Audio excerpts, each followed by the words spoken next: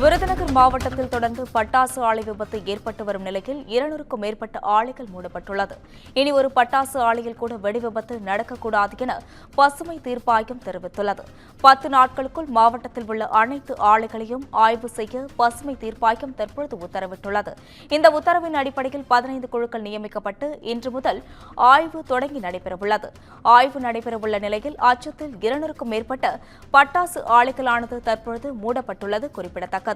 தற்போது இதனை அண்மை செய்தியாக பார்த்து வரும் நிலையில் விருதுநகர் மாவட்டத்தில் தொடர்ந்து பட்டாசு ஆலை விபத்து ஏற்பட்டு வரும் நிலையில் 200க்கும் மேற்பட்ட ஆலைகள் மூடப்பட்டுள்ளது. இனி ஒரு பட்டாசு ஆலையில் கூட வெடி விபத்து நடக்கக்கூடாது என பசுமை தீர்ப்பாயம் தெரிவித்துள்ளது. 10 நாட்களுக்கும் மாவட்டத்தில் உள்ள அனைத்து ஆலைகளையும் ஆய்வு செய்ய பசுமை தீர்ப்பாயம் உத்தரவிட்டுள்ளது. இதுகுறித்து கூடுதல் விவரங்களை வழங்குவதற்காக செய்தியாளர் செந்தில்குமார் இணைப்பில் உள்ளார்.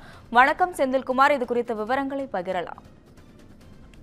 அதாவது விருதுநகர் மாவட்டத்தில் சிவகாசி, சாத்தூர், வெம்பக்கோட்டை என சுமார் பல்வேறு பகுதிகளில் 1400 பட்டாசு ஆலைகள் செயல்பட்டு வருகிறது.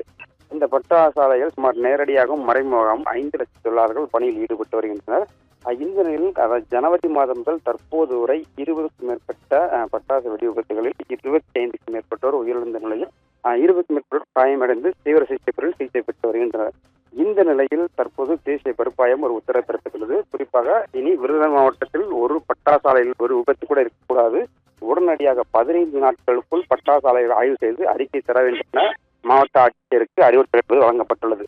இந்த நிலையில் இதற்கென 15 குழுக்கள் அமைக்கப்பட்டு, குறிப்பாக வருவாய்த்துறை, தீயணைப்புத்துறை சார்பாக 15 குழுக்கள் அமைக்கப்பட்டு ஆய்வுகள் இன்று மேற்கொள்ள உள்ளனர். இந்த நிலையில் இன்று ஆய்வுகள் மேற்கொள்ள உள்ள நிலையில் ஆய்வுகளுக்கு பயந்து போய் 200க்கும் மேற்பட்ட பட்டாசு ஆலைகள் தற்போது மூடப்பட்டுள்ளதாக அதிகாரிகள் தரப்பில் தெரிவிக்கப்பட்டுள்ளது.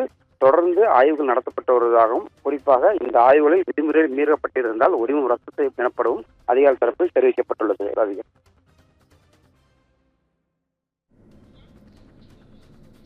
விவரங்களுக்கு நன்றி செந்தில்குமார்.